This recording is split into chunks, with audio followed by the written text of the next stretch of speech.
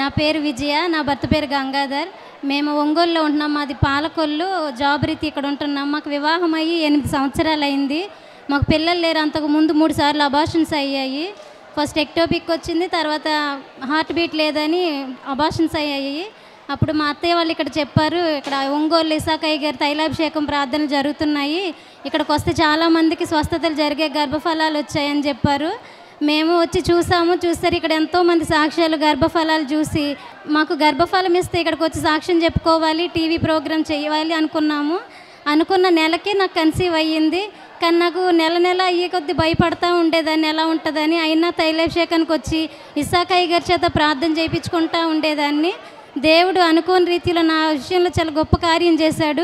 నాకు కుమారుణ్ణి ఇచ్చారు. మేము అసలు అయితే ఊహించలేదు. ఫస్ట్ 3 సార్లు కూడా హార్ట్ బీట్ లేకపోవడము, తర్వాత ఎన్నో ప్రాబ్లమ్స్ ఫేస్ చేశాము. ఇందుని బట్టి మాకు ఎంతో ఆశ్చర్యంగా ఉన్నది.